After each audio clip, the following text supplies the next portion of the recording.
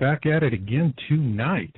And I've got a fabulous guest on, an author who has contributed some terrific articles to Yowza.com, John DiNardo. And, John, I'm bringing you in. Well, thank you for inviting me, Marshall. That's a pleasure, as always. And I can see the chat room is getting all fired up. Susan, PX 2012, hello, darling. You are my gal.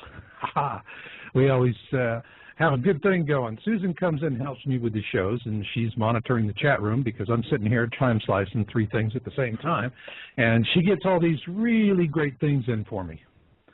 So, and she's telling me my voice is sounding mighty distorted. So, Susan, is the voice better now?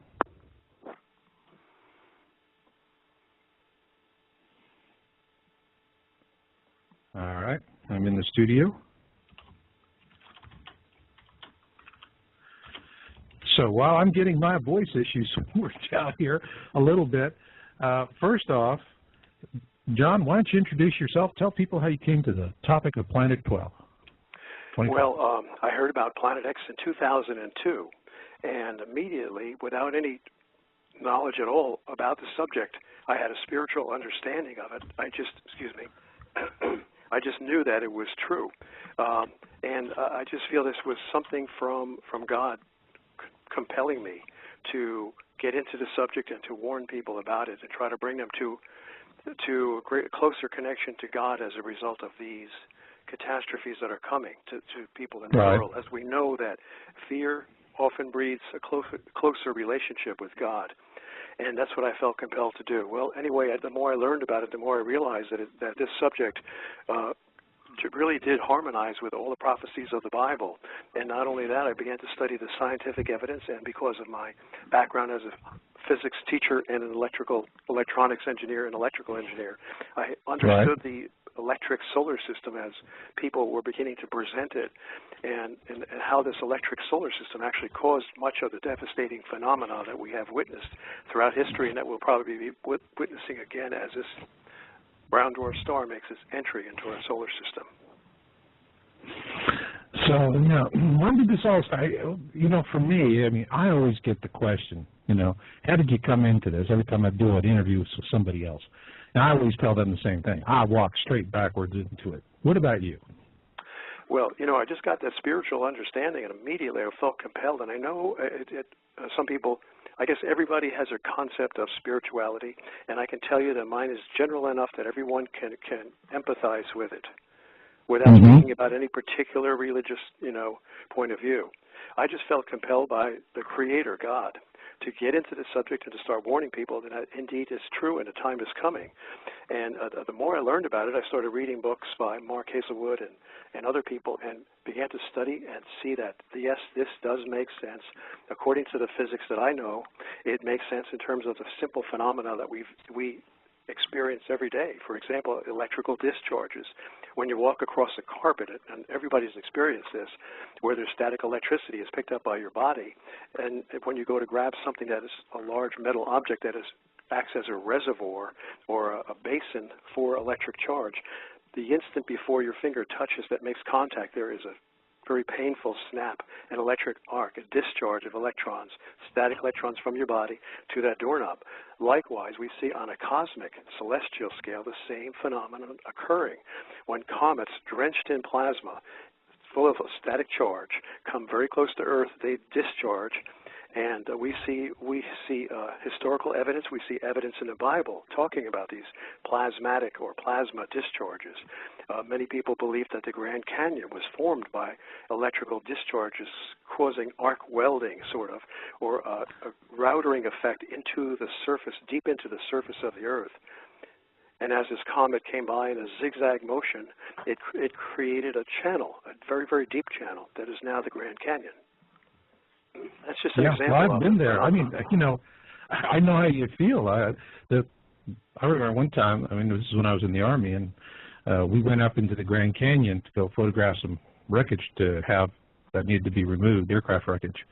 And we literally were flying in a bunch of Hueys right down off the deck. You can't do that anymore, but like we were just 5 feet off the Colorado blasting through. You could almost hear Flight of the Valkyries, you know, dum, dum, dum, dum. It was pretty impressive. And as I was going through, you know, and I was a young fellow, but I remember looking at the walls of the canyon and going, don't tell me a stream did this, or a river. You know, I'm sorry, this is hard rock here. You know, it's not going through sandstone. It was obvious. But you know, but we see these things also. Mars, largest canyon in the solar system is on Mars, Valles Marineris, and so now, isn't the way routing that was water too? Huh? Right. Isn't this the way routing? You take a routering tool and you carve a channel into a piece of wood, and that's similar to what happens with these discharges in the Earth. So we have electrical phenomenon occurring, and not only that, as you know, the electrical phenomenon, the discharging that occurs between close-flying comets that buzz and graze the sun, causing discharges and sort of a reactionary solar sneeze, so to speak, that's called a coronal mass ejection, whereby charged particles are sneezed out in all directions by the sun, impacting all the planets and devastating those planets in many different ways. So there's so many electrical effects that we are basically our enemies, enemy weapons coming against us right now in terms of electrical and electromagnetic forces. Yeah, I agree. I mean, you and I both see these things. We're both in it for the species. And you can't, you know, I came to this and I didn't come to it with any sense of connection to the other side or to a greater God. But as you are in it, you know, about halfway, if you don't have that, it really piles up on you and makes you start to feel pretty hopeless. And on the other hand, if you can connect, and that doesn't mean you throw the science out.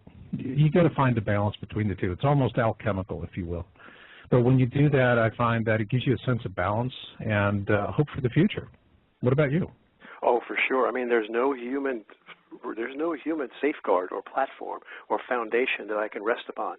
No human being can look to anything that can look even to the highest achievements of man to protect themselves from these disasters. I mean, even the most technically guarded and founded, with the deepest foundations of technology and science cannot protect these men of power from what's coming. I mean, they're building underground cities, and still they're concerned. They're very worried about the integrity of these cities. In fact, here's something that I got from somebody, somebody who's sort of on the inside, who's worked on the geological studies and the oceanographic studies that are going on right now. Okay, we don't good. hear anything So about. some good current data. Yeah, let's do that. And then well, this guy was we'll saying have to get into that. And I want this because I'm doing research. Okay, well, this guy was saying that they're very much concerned about the integrity of their underground cities, even though they had, of course, the money to buy the very best geologists and determine what they consider to be the safest locations deep within the rock of the crust, Earth's crust. You know, the Earth's crust, the lithosphere, is about 400 miles deep.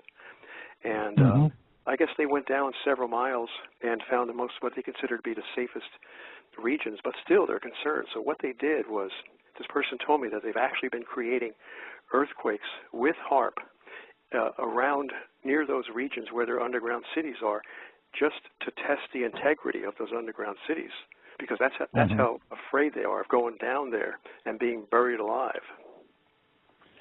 Whoa. That's some serious stuff. So they went down 2 miles, and now all of a sudden, the best laid plans of mice and men, right? Yeah, I mean, I don't know how many miles. It could have been 4 or 5. I'm not sure exactly. But if you look at the earthquake, now we can corroborate this information by looking at the depth of some of these questionable earthquakes that people are insinuating are caused by HAARP. If you look at the depths of them, that might tell you that, yeah, maybe HAARP did generate these earthquakes at depths very close to those depths that are where the underground cities are built, just to test the integrity of the rock structure to see how well it'll hold up in a man-made earthquake. Wow. Well,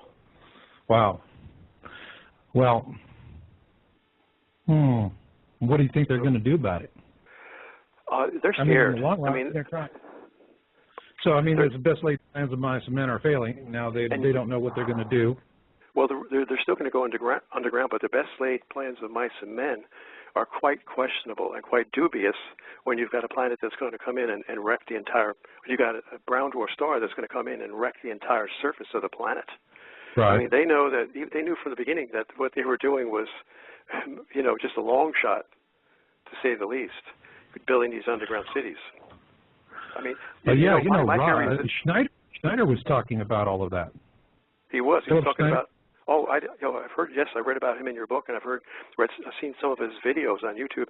But I'm really sort of pleasantly surprised to hear that Phil Schneider was expressing the same or interpreting the power elites' fear and apprehension about this whole thing, despite the so-called complexity of their cities. Is that true? Mm-hmm. I can imagine they would be, because this is a superhuman event, and man going up against a superhuman event is like it's just there's no match at all. So anyone would be quite apprehensive about it, I'm sure. I would be. In fact, I would never go underground except for the solar scorching that's going to come. That's the only thing that would drive them underground, is the solar scorching. Because how else can you escape it? Yeah. I mean, when we were doing the channeling research, we had guides that were telling us, and different guides, and they all said this 2 miles underground plan was not going to work out for them, that they weren't going to fare that much better than anybody that's on the surface. Well, yeah, I mean, but I'd rather be on the surface in an earthquake than underground. But I believe, this is my surmisal anyway, that's my best guess based upon what I see coming.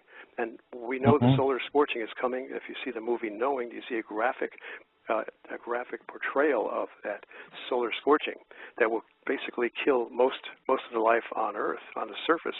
And that would be the only reason that I could think of why they would want to go underground. Certainly not to protect against earthquakes, certainly not to protect against floods. I mean, they would have to come back out of the ground when the flooding comes, come back out of the ground when the earthquake happens. And they don't know, because those events may be happening simultaneously. So I think they're scared. They're like a fighter, going up against a world champion, and they know they don't have a chance of winning that bout. Yeah, I mean, it's not working out for them. But it really goes to the heart of what we're going to be talking about tonight, which is dead men tell no tales. And I think that a lot of these incidents where people who were really getting to the heart of the matter met very sudden and tragic ends. And this was happening years ago, back even before, in some cases before I was even getting involved with it. And in particular, is that article, that fabulous article that you wrote for Yowza. And I can remember at the time we published it, I thought it was just an interesting article. It needed to go out. But what I realized was that after we published Planet X and the Mysterious Death of Dr. Robert Harrington, and by the way, for my listeners, in the show description is a link to that article on Yowza.com, and you can go and get there and see what was written. This was back in May 2008. But this explained to me why all of a sudden there was this inexplicable stoppage, as though the whole topic of us being in a binary star system fell off of a cliff. All of the astronomers and scientists and science writers got a simple, subtle message with his death. This is a third-rail topic. People with power will not tolerate you talking about it. And if they can take a run at you, that's it. You're going to be running a spumoni cart in front of the Colosseum in Rome if you're lucky. But with his death, I mean, I think it's really necessary for people out there to understand the mindset of the people who did this, because, as you just mentioned in the opening of the show, things are not working out, okay? And the dots are not connecting the way they thought it would. And they went to extreme measures to, well, let's just call it what it is, to assassinate people that wanted to come out and tell the rest of us poor schmoes what the heck's going on. Robert Harrington was one of them. Brilliant man. Tragic, sudden death. His widow believes he was assassinated for his work on Planet X. So do I. So let's start with that, and then let's get into some of the other folks. But then later on in the second half of the show, after we have done Dead Men Tell No Tales, what I want to do, John, is then take that, move it forward into the present so people can see how all of these dots are connected from our point of view as Planet X researchers. Okay? Okay. Dr. Robert S. Harrington was the chief astronomer of the United States Naval Observatory in Washington, D.C. Dr. Harrington is mentioned in a landmark New York Times article of 1983, prior to the launch of the infrared astronomical satellite. I won't read the article because it's very lengthy, but it's a wonderful article, and Marshall has it posted on his website. In that article, it mentions, I'm just going to quote the part, Dr. Robert S. Harrington believes that this is a brown dwarf star. I think it says it somewhere in the article. And incidentally, here's a very telling phrase in that article that everyone should remember, because it absolutely proves that this body is coming in. That phrase is that it's 5 billion miles out. However, that may seem like a long distance, but it's hardly, it says, quote here in the New York Times article of 1983, hardly next door, but still within the gravitational influence of the sun. This was 1983. This is from NASA, by way of the New York Times. So we've established from that, the powers that be, that this body is within the gravitational influence of the sun. Take an analogous situation. An asteroid flies by Earth way, way at high altitudes, and it's just barely within the gravitational influence of the Earth. Is that asteroid going to be pulled in? Yes, even though the force is rather small, it will be pulled in gradually closer to the Earth, and the closer this asteroid comes to the Earth, the greater the gravitational force of attraction becomes, and therefore the greater the acceleration downward toward the Earth becomes, because acceleration is directly proportional to the force applied to it. So this increasing gravitational force will cause it to accelerate. In fact, we know that according to Newton's universal law of gravitation, as two bodies get closer together, their gravitational force of attraction increases not in a linear way, but exponentially. So therefore, the acceleration will also increase exponentially. And this thing is going to come flying down to Earth at a tremendous speed until, of course, the friction of the air causes it to heat up. But in space, there's no air. So there's no friction to slow it down or heat it up. And this thing is accelerating at an incredible rate now toward the sun for the last 28 years, since it was acknowledged that it was within the gravitational influence of the sun. Plus the fact that when it's going, when it's making its transition from, the perihelion side of this trajectory to the aphelion side, where it's going out of the system, it's whipping around, and crossing the cusp. I use the analogy of you go to the park on Sunday for all the games and the rides and whatnot, and there's that big ride that you have the whip. And it whips around, and you just sit there in that little car for a long, long, long trip that's slow and tedious, and you wave at everybody and try and look excited, but you're really bored stiff. And then it comes around the end, and whap, that thing just whips you right around. And then, you get your jollies. Well, I mean, what you're describing is part of it speeding up. The other part of it is it's going to be whipping around. Yes, right. I mean, look at the analogy. You're a fisherman. Okay, and your reel is way out into the water, and you latch onto this big fish. That big fish is Planet X. You, the fisherman, are the sun. The fishing line is the gravitational force of attraction between the fish and you, between the sun and Planet X. So as you start reeling it in, you're applying a pulling force, just as gravity is applying a pulling force from the sun to Planet X. Now, as this fish comes in, it starts flying over your head. Now the fish is no longer coming toward you. You're no longer reeling it in toward you. It has overshot you, gone beyond you, and now you got to pull back on it. It's got momentum. It's continuing to go in the same direction. You got to yank back on it and cause it to decelerate. And this is what is happening. What will happen as Planet X gets closer to the sun? It's going to overshoot the sun. It won't hit the sun because of what we call repulsion forces, I believe. And that's I don't think that's too well understood, but it never has hit the sun in all of its many passages over the millennia, so we know it will not hit the sun this time either. But it's going to overshoot, and therefore the sun is going to say, hey, wait a minute, come back here. And it's going to pull back just like that fisherman will pull back on the line as a fish goes flying over his head. And that's going to take a while, but in the process it'll continually come back around as the sun's gravity pulls it around, and it'll really accelerate this body tremendously and whip it just like King David, just like little David's slingshot in the Bible when he killed Goliath with his sling, a stone in the sling. So this is that little stone could accelerate so much from that sling that it would hit a big giant right on the forehead and kill him dead. But just imagine what would happen to a brown dwarf star when this sun, 1/3 of a million Earth masses sun, with its gravitational swing, could do to this brown dwarf star, which is a puny 1,000 Earth masses. I say that facetiously. Well, anyway. Well, we got to be relative. But yeah, and I think that Harrington was seeing this, but also what we think is we were actually curious about Harrington's trip to New Zealand and what brought about his, again, just calling it like it is, like I see it, resulted in his assassination. And he had a telescope with a lens specifically ground for this mission. He was going to go looking for Nibiru, and we spent a lot of time on that and actually found that given the time that he went to New Zealand, and he did that at his own expense, and he went up to the top of a mountain, made his observation. If he had the right viewing sky, really good, clear, crisp sky, there was a brief 3 to 4 hour window of time before sunrise that he actually could have observed it at that time.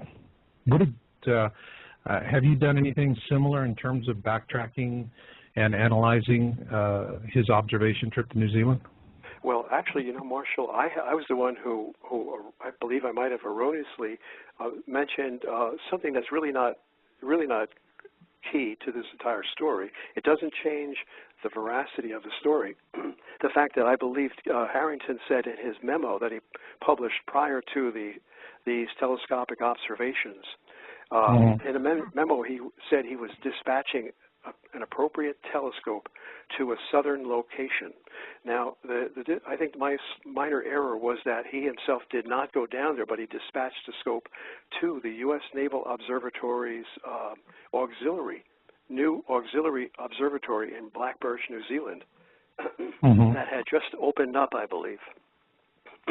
And it opened up as a result, let me think now, as a result of the Planet X thing that occurred after the IRAS. I'm not exactly sure, but that's not too important. The thing is that he dispatched this 8-inch scope, and I believe it was the scope lens was specially ground probably by a man named Ronald Stone, who also worked worked for them at the U.S. Naval Observatory. But again, that's not too important information.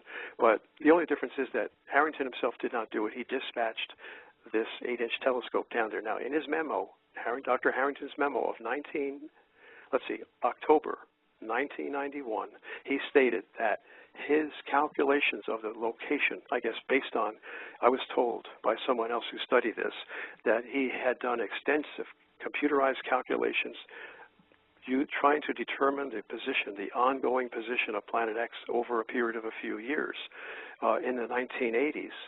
And by his extensive computerized calculations, he was so meticulous that he was almost certain that this object was indeed where he thought it was, or he had calculated it to be. And therefore, he felt confident to have that 8-inch scope dispatched to the Blackbirch Observatory in New Zealand. And he said in his memo of October 1991, that it would be viewing the southern skies, because New Zealand is close to the South Pole, during the viewing months. Now, we know he did not mention the viewing months, but we have learned since then from James McCanny and other people that the viewing months are May and June of the year. Those are the 2 months of the year that you can view it. And I hope I can sidetrack just a little bit, just for a second, to explain why I believe that those viewing months are only May and June. I'm going to give you an analogy. You're on the second floor of a department store, And you know how the escalators are? There's a down escalator, and then just opposite the down escalator, there's an up escalator. Now, you're on the second floor. Yeah, the guy with the piano is usually between the two of them. Right. Just throwing a little there. Right. Now, you're walking in a circle. You're planet Earth, and you're walking in a big circle around both escalators on the second floor. That's like the Earth going around the sun in 1 year. And each quadrant of that one revolution around the sun represents one season of the year. Well, when you get to the point where you're looking down the up escalator, you see a big guy way at the bottom of the escalator coming up at you. You're looking straight down, and you see him coming up at you. He's coming up at an angle because those stairs, that escalator is at an angle. And the floor, the second floor that you're on, represents the ecliptic plane of our solar system, that invisible cosmic-sized disk in space on which all the planets revolve around the sun. Okay, that's what the second floor of that department store represents. And you're looking down, and you can see this big guy coming up the escalator very slowly.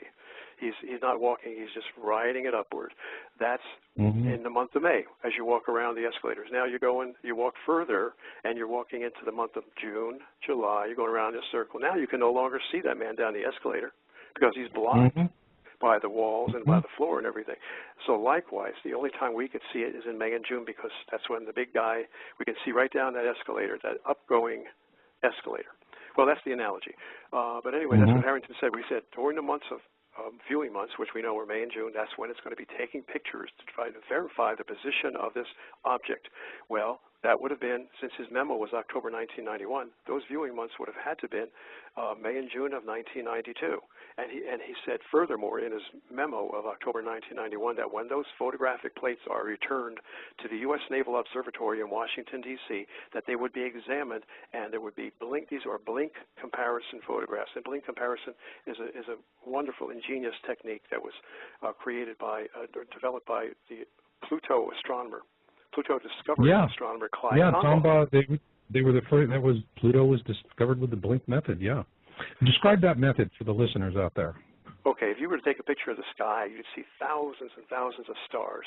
How would you pick out one little planet X, one little dim star, or it might not even be visible? Of course, there must have been some visible light, or else you might have been using an infrared scope. I don't think he was using it. He might have been using an infrared scope. But how would you see one star out of maybe a billion stars in one photographic frame? Well, all those stars are going to appear still, stationary. But if there's a planet there that's moving, just one object that's moving amidst all millions of stationary stars, then you would take another photograph on a second night and maybe another photograph on a third night. Then you would take the photographic plates and have transparencies of these made, so like negatives where you could see through them. They would be overlaid on top of one another, and light would be shined through each plate from the side. And as a result, you could turn on a light and illuminate just one of the two or three overlapping, sandwiched photographic plates, each plate being from one night's photograph. And you could alternate the flashing of the lights, the illumination of each of those plates, such that the human eye would be able to detect if the alternation rate of flashing were appropriate for the human eye. You could look at that huge field of thousands of stars and see just one little object moving, appearing to be moving like the frames of a motion picture would move. And that's what the blink comparison method is. Well, that's what Dr. Harrington was going to analyze. He said when they come back, which would have been the summer of 1992, we're going to examine those plates, and we're going to find out for sure. Well, Dr. Harrington somehow never released that information. He would have had the plates analyzed, I believe, probably by the fall of 1992, but we never heard anything about it at all. And then in January of 1993, Dr. Harrington suddenly dies of fast-acting esophageal cancer. And it's so suspicious because, first of all, suppose he died of a truly natural causes, not man-made causes. Why did not the U.S. Naval Observatory publish the findings, the analysis of those plates, despite his death? They should have gone on and published it. This was the greatest search in all of astronomical history, the one that was the most highly prized search in all of astronomical history, and yet they just dropped it. No mention whatsoever. It's so obvious, the glaring criminality there. So it leads you to believe that, Dr. Harrington, well, maybe he died, accidentally or just from natural causes, but it's very unlikely. They probably murdered him. Now, here's another piece of evidence that really, I guess, adds so much more weight to the conspiracy belief, conspiracy evidence that he was murdered, and that is that in the obituary they honored him and eulogized Dr. Robert S. Harrington. This obituary was published by the U.S. Naval Observatory, and of course it came from the very top. Now, the very top would be the guys from the intelligence agencies, the National Security Agency, which has overseeing responsibility, supervisory oversight of NASA and all of the other government agencies, including the CIA. That's how powerful the National Security Agency is. They would have said, "Hey, look, let's give this guy a nice eulogy, and let's try to make it look like, well, the reason that Harrington didn't talk about Planet X anymore in 1992 before he died was because he just lost interest in it." So that's what they said. They said toward the end of his career, Bob Harrington just sort of lost interest in Planet X. He didn't care about it anymore. Yeah, the obituary actually said that he was disappointed. And okay. There was nothing consistent with anything that else that happened. Just out of curiosity, what happened to the plates? That's right. I mean, even still, the plates would have been published, would they not? So, that's right. Where are they? Have you been able in your research to find these plates? Are they existent somewhere? Would someone be able to do a Freedom of Information Act to get these plates? Or did these plates wind up going into somebody's Dipsy dumpster? Yeah, I mean, it's possible. I've never gone to the point of trying to get a Freedom of Information Act request to find the in fact, I would be afraid to do it. I'd probably wind up dead myself just requesting the plates. So, but we don't even have to do that. We know, look, for those of us who know what's going on, and we have a ton of other evidence from so many different sources, you could just, you could just drown in an ocean of evidence that that this planet is coming in and the government is doing everything they can to suppress knowledge of it. Those of us who know, we don't need any more evidence to know that Dr. Harrington was very likely murdered. And even you mentioned his wife believes he was murdered too. I didn't even know that. I didn't know that his wife had offered any comment on it. Yeah, no, I mean it came in through friends of the family, and so that's terrific that you got that. Yeah, and I think when we look at Harrington and this mystery and this shutdown, one thing is certain for me. For those folks out there that are in their 50s and 60s, all right? You silverbacks, you. Arr. And for those of us who are silverbacks, we can remember the excitement about Nemesis in the 70s, in college, high school. This was a big topic, ooh, we could be in a binary system. Books were written about it. There was a lot of excitement about it. Notable astronomers like Carl Sagan were, openly talking about the possibility of it. And then all of a sudden, boom, it just drops dead. The whole conversation starts dropping dead. About what year was that? It was actually after IRAS. Okay, 1984. With IRAS, yep. That was when you start looking.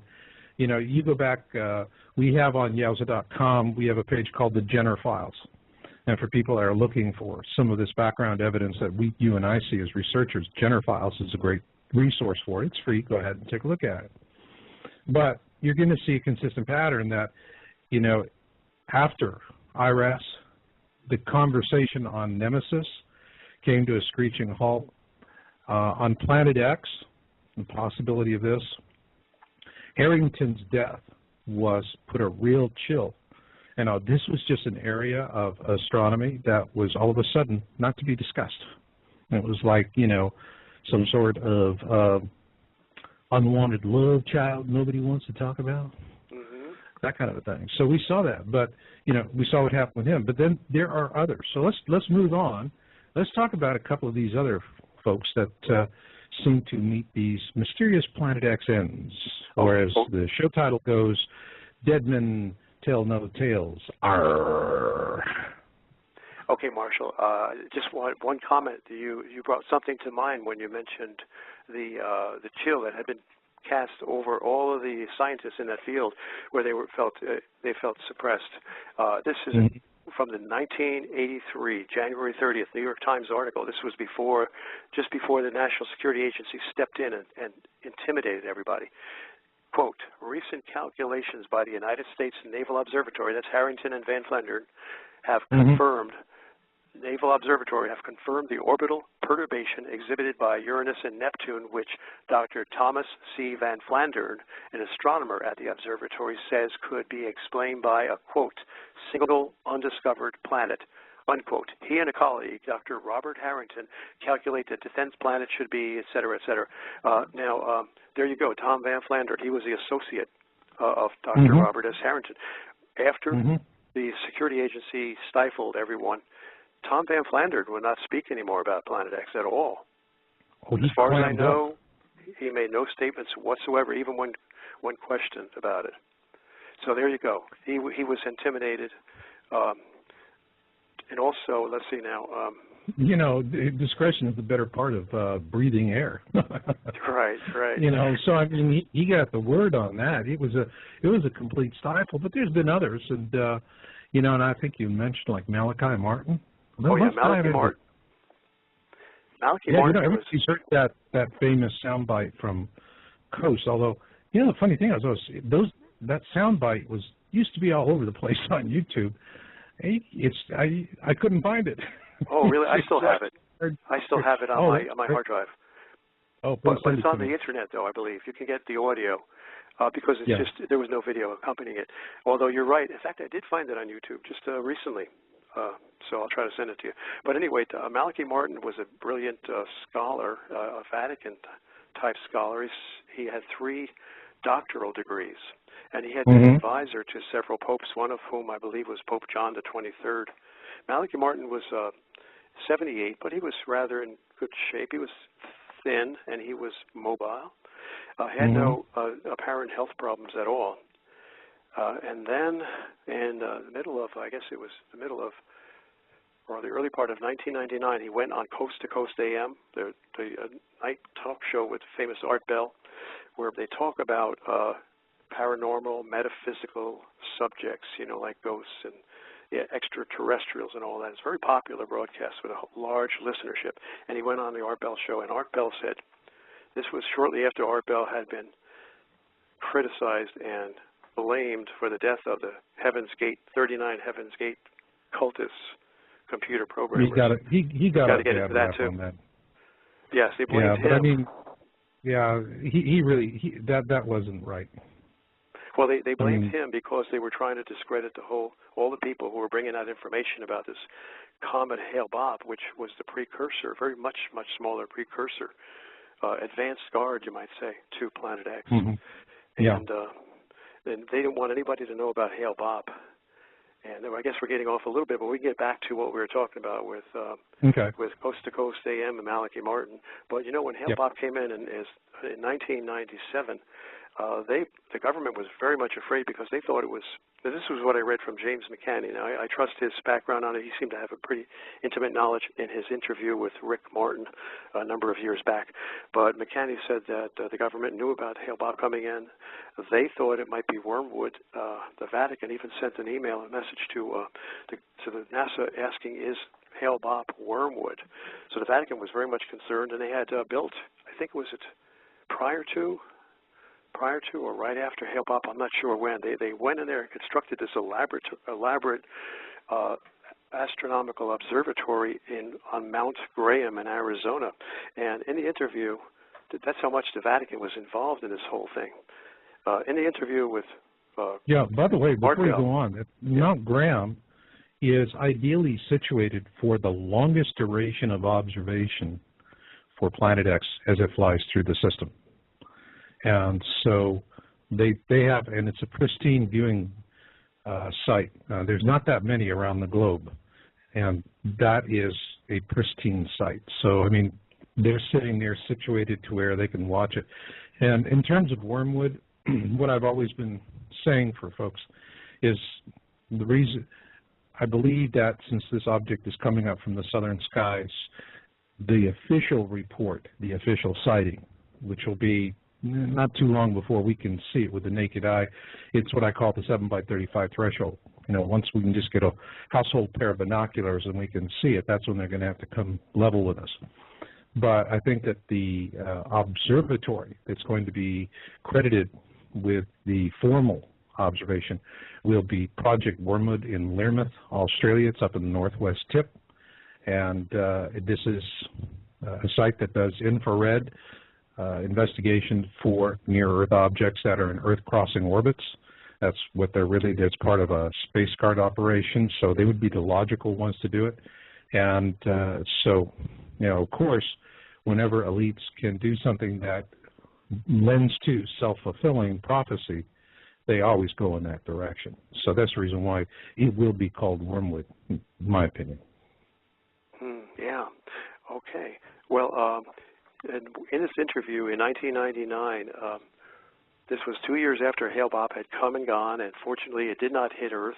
It did not cause devastation on Earth, but a close flyby because of the tail drag of Hale-Bopp slowed it down so that Earth was able to go around that big circle on the second floor of the department store and get far away. It was in a different, Earth was in a different season of the year where it was not going to be severely influenced. But I did see Hale-Bopp in the sky. I took the dog out one night around 9 o'clock in the backyard, and I looked up and I saw this thing. It's if you were to hold an orange in your outstretched arm, that's about how big it looked to me. Maybe maybe a lemon. I saw it. Yeah, it was really a small orange or a lemon. Right. And, you know, it was really something else. What really amazed me was that on its way out of the system, it passed close enough to Jupiter that its orbit was reduced by 40%. And, you know, that to me is, when you're talking about these gravitational attractions of different bodies in space, wow, you know, this thing passed Jupiter at about 1 Venusian distance. That's the distance between Venus and the Sun. And it reduced its orbital duration from, you know, by 40% approximately, which means it's going to come back a whole lot sooner. But that's also part of something called Kozai mechanism, which explains how an object that is in a polar orbit is going to be very unstable, and eventually it's going to do one of two things. It's going to crash, death spiral into whatever it's orbiting, or it's going to get flung out into deep space and become a rogue object. And so Hale-Bopp, you know, is arguably it's already in the death spiral.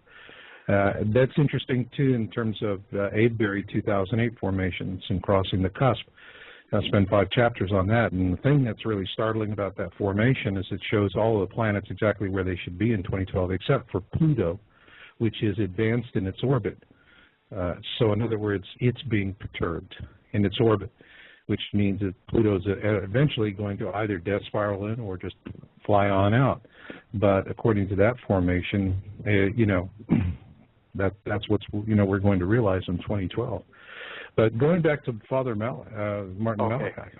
Yeah, in that interview of 1999, Art Bell on the radio show asked the priest, Malachi Martin, why did the Vatican muscle their way, and I want to emphasize that term, muscle. They muscled their way onto Mount Graham in Arizona, and constructed this observatory. And Malachi Martin used very slow, well-chosen words, and it seemed like he was somewhat afraid to give an answer.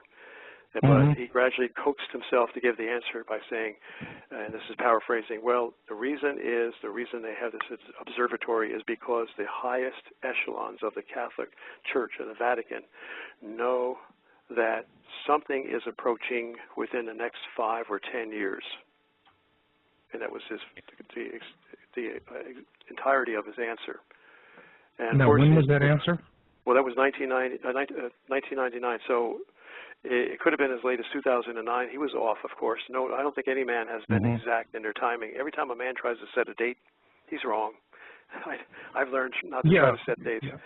But the point is, he was saying they knew something's coming in, and it's in the near future. Well, yeah. And now I do have a question in from the virtual studio. Is the Vatican astronomer article about ET at the observatory possibly related to this? Have you seen that article? No, this is the first I've heard of that. Oh, Okay. Well, wait a minute. Wasn't there an old one where the Vatican, an old article where the Vatican said, "Let us welcome the extraterrestrials," something like that, where we should embrace them. And this might go along with all the messages that are being given to us in fictitious form, in drama form, on television and in the movies, in a television series, The Event, for example, which tells us that these extraterrestrials are wonderful people. They love us. They want to embrace us, but don't mess with them. Don't resist them, because they can destroy you with the touch of a finger. And that's the message we're getting from this series, The Event. Is that what the kind of idea that we're getting from this question, or is there something different? It was a shot-in-the-dark question, and so didn't have a title of it, and I think guy just was asking, but it really does bring a point in terms of how we're being prepared through media. And, you know, the message is really kind of all over the map. Part of it, I think, is Hollywood is doing what Hollywood does best, and they just have their thumb on the pulse of the country. You know, what's hot, what do people want to talk about? And they're just out satisfying demand. So I don't, you know, I mean, snakes live under rocks, but they don't live under every rock. And so in some cases, yeah, you could have someone that's going to be talking. And I've seen that, you know, when Emmerich brought out 2012, the movie, and what we saw was he was going to bring it out in the summer, which is when you bring out an action blockbuster like that. And he winds up bringing it up in a time of the year where, you know, it's the holidays and people are going for art films, you know, November 13th, I think it was, of that year. And the reason why was that they removed all of the mention of Planet X out of the movie. And that's easy to see when you watch the beginning of the movie. You can see the timeline gets real choppy, jumpy, and they actually show, you know, it's part of the movie visual where they're out in space and they're showing what looks like an object, but then there's no mention of it. And what I can surmise is that NASA had probably seen perhaps an early screening of that film, because Morrison et al. Were, you know, ramping up the old 2012 patronizing routine and humiliating anybody that would dare take it seriously. And they came out on a huge tirade about Planet X, and it never showed up in the movie because Sony clipped it out. And they dropped in that, you know, the neutrino thing. Wow, so, you told me that. Yeah, I mean, I did not know that. I see that. I see these things happening. It's a mixed bag of messages, and I think that what I see more than anything else is that they're less worried about the extraterrestrials, and they're more worried about how they maintain their control. Oh, for sure. That's what's always been paramount in their sick minds, is maintaining complete dominance economically and in terms of power over the masses. So, I mean, it's not something where they're, you know, we just have a lot of competing agendas. But I think for folks in the mainstream, you shouldn't be overwhelmed by it, because if you just come to trust your own instincts, you're just not going to be stampeded like a lemming by someone, but you're actually going to sit and look at it and think things through. Like I always say, the only truth that matters is the truth that resonates within you, because you and you alone put it there. And I think folks that do that are going to do fine. But in terms of meeting other races, the indigo children are going to be the ones we'll turn to for liaisons, because they're going to instinctively sense whether that species that's contacting us is benevolent or, you know, or not. Right. And the indigo children, these are people that have discernment, who seem to have greater discernment and understand some of the deeper implications of what's going on in life and in the world than the rest, who just look at the surface and watch the ball games and just sort of let themselves be carried through life. Is that what you mean? Those people who are discerning and insightful. They're discerning. They're perceptive. You don't see multimillionaire indigos. Okay. Right, because they don't want to be. They don't want to be. They don't want to be. They'd much rather just sit there and spend all afternoon watching a spider weave a web. Their thing is that, you know, what really drives them is they want to feel a sense of connection, of oneness with everything around them and to understand it and to flow with it. So their sense of connection, the connection to everything that's outside of them. Material thinkers, consumers are very much turned inwards. And so everybody has this ability. It's just that for the indigos, it comes naturally, and they're coming into their own because the huge statistical push, with as many people on the planet, you're going to have more of them, even though they're an infinitesimally small minority. I mean, if you look at Mensa, International Association of Geniuses, that represents 2% of the population, IQ-wise. Within Mensa, okay, indigos are a small fraction, and a very small fraction at that. So this is not a huge group, but these kids are really precious. A lot of them are getting drugged, and just to make them manageable, because people just don't want to take the time to figure out how to deal with somebody that wants to take the world around them on their own terms, which is what they want to do. But when, a real simple rule of thumb is if we are, we're looking at, there's a contact event, and we know that there's indigo children there. If the indigo children, if they don't want to be around the ETs, we don't. If the ETs are avoiding them, we want to avoid them as well. So it's when there's a connection. Those kids are going to sense it, and they're going to do it much better. I mean, I wouldn't want to trust politicians. Oh, no. Well, the indigo children seem to be those people who are somehow children of God, very close to God. And I think we can all understand, regardless of what, divisive religion we happen to follow. I don't follow any religions because I think they're all divisive. But those of us who just commune with God, we see that people who have this discernment seem to be given the discernment by that great power, that Creator. Mm-hmm. He gave us a mind and a mind to think and a heart to love. Mm-hmm. Absolutely. Well, we've covered 2 so far. Do we have anyone else on the list? With Malachi Martin now, what happened after he made that statement that he believed that the reason that the Vatican muscled their way onto Mount Graham was to try to observe this object that was coming in over the next 5 or 10 years.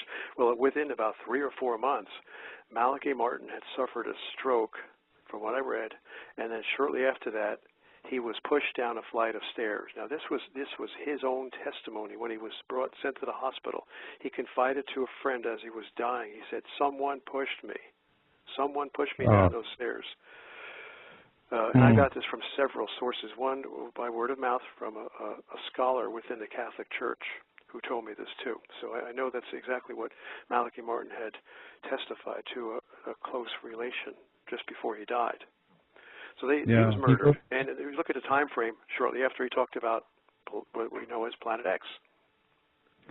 Well, you broke the cardinal rule. Shut up or you face. Cardinal Balducci was one. Speaking of cardinals, he was another one who, from the Vatican, who actually alluded to this object coming in, this Planet X. We should do more study on him. Now, he was not murdered, but he's another source of it. Balducci, Balducci. Okay. Within the Vatican. Let's do this, because we're up at the top of the hour, and I want to give folks a couple of minutes to go out and get some tea and take a break and play a little music. And we're going to pick up on this, and then also let's get current on what we see coming in the months ahead. A lot of folks get you to weigh in on what you think Comet Elenin is. We've had a lot of talk on that on the show. We'll get into that stuff. So hang with me here, and I'm going to bring in some music for everybody. And what we're going to do for tonight is I want to play a little tune called Moonlight Serenade from Glenn Miller. And it's a recording from back during World War II. And when I heard this, the most unique time when I heard Moonlight Serenade, I was in a Moscow subway station, and it was the last train out. The place was deserted. And these things, you can't imagine. They're all marble, and they're underground, way deep underground. And this is where they were hiding out during the bombing. When during War II, the Nazis were within like 30 miles of Moscow. And the Luftwaffe was bombing Moscow, and that's where they were, and they were listening to these songs.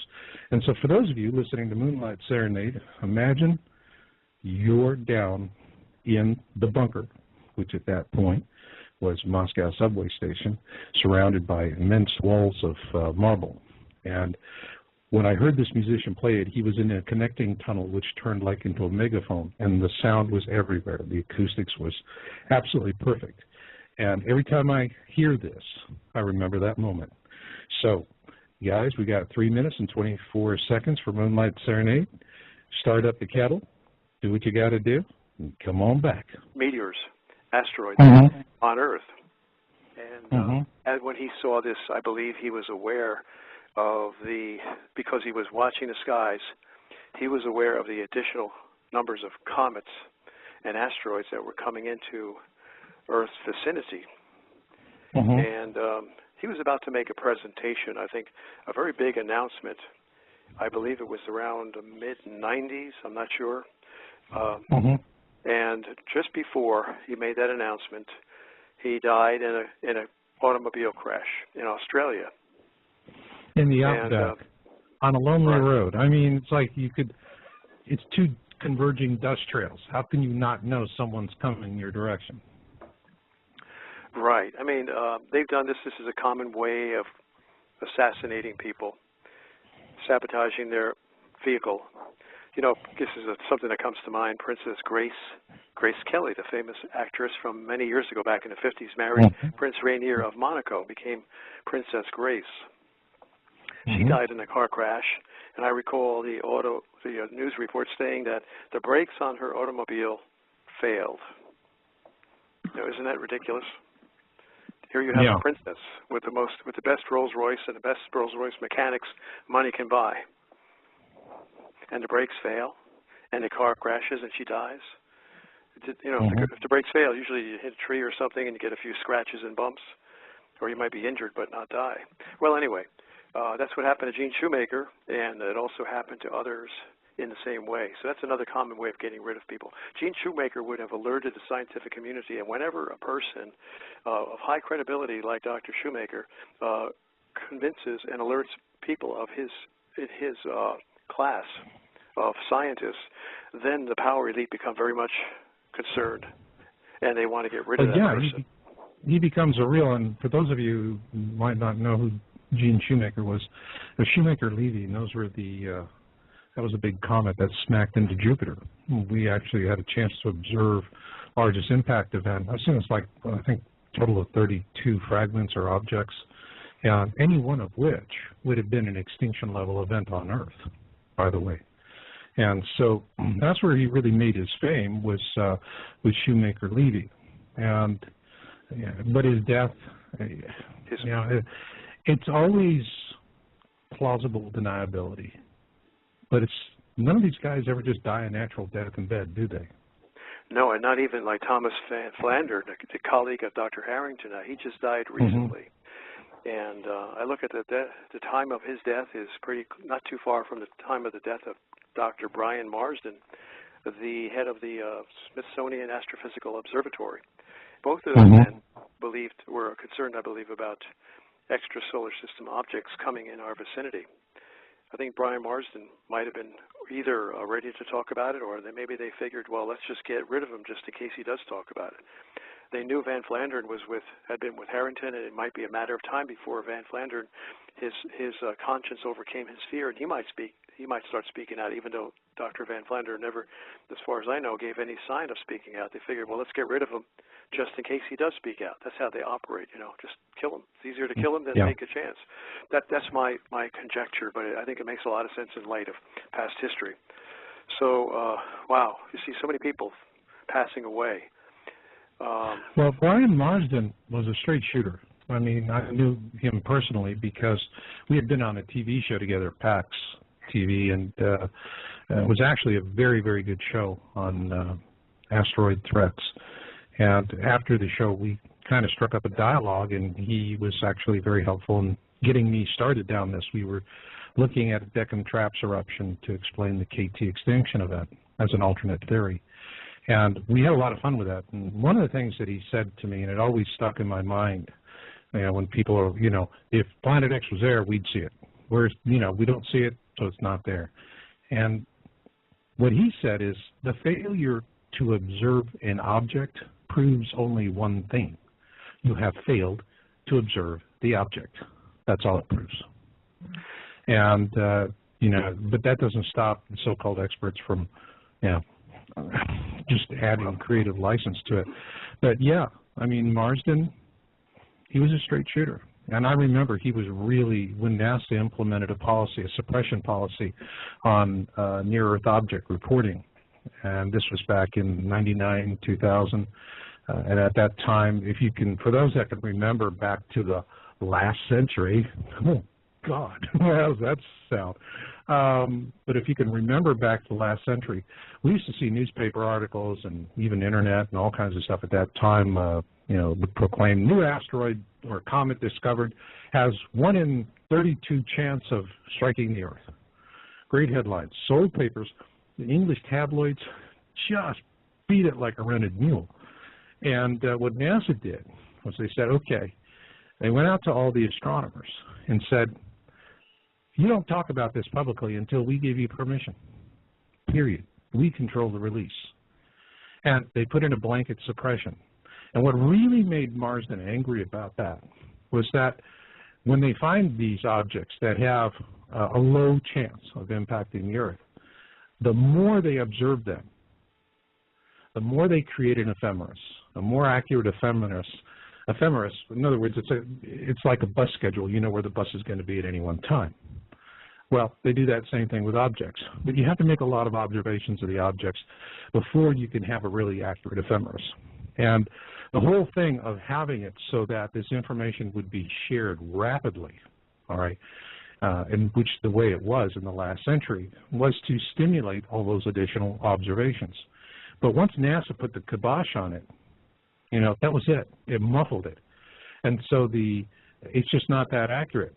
Now, how does that affect us today? Every time you see a news report that says an asteroid passed within a few thousand miles of the Earth or, you know, within striking distance 3 days ago, okay? Every time you hear that, just say, thank you, NASA, for keeping us in the dark. Just thought I'd add that.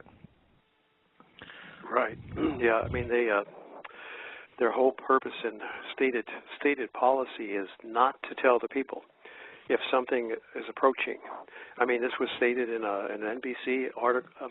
An ABC article a number of years ago that NASA actually came out and somebody, either inadvertently or whatever, from the agency said that our policy is if anything is coming toward Earth, we are not going to tell the people about it.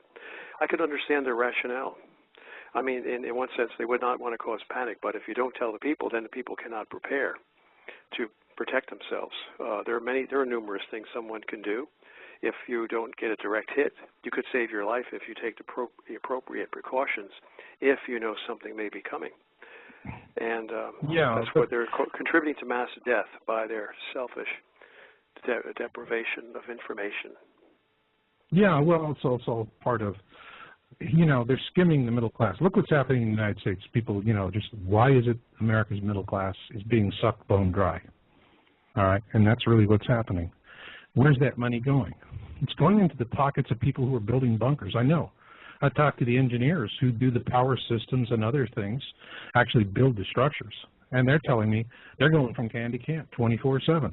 They can't keep up with the business right now, and they're building underground bunkers, luxury condo bunkers, $1 million on up, fully equipped, jacuzzis, you know, Blu-ray home theaters, you name it. They're planning to sit it out in comfort. And so a lot of this, you know, this whole thing, gee, you know, give it to us and there's going to be chaos and we can't handle it. You know, I really don't buy that. No. I don't buy that. I mean, think back to 9/11. Did everybody race out into the street with guns and start shooting people of color? You know, we took hold of the situation. I think we had a good beat on it as a country. Right. I mean, the reason they don't want to tell us is because the people will, it's so obvious. They know that they control, the power elite controlled by fear. There is a handful of people controlling many, many millions, and they must keep us in fear of their power. Well, our fear of their power and of their punishment toward us. They're penalties. Our fear will evaporate. We will no longer fear them when we see a greater fear coming in the skies. They know that. And that's why they won't tell us. They want to see us kept under their fear and not under the fear of what's coming in the heavens. Then people won't pay their taxes if they know that you're going to be hit. They're going to just default under taxes. Yeah, yeah. I mean, you know, it's and there's other ways. You know, I see here in the Lori in the virtual room says, "Why do you actually believe the oil prices are so high?" You know, well, it's not oil shortage.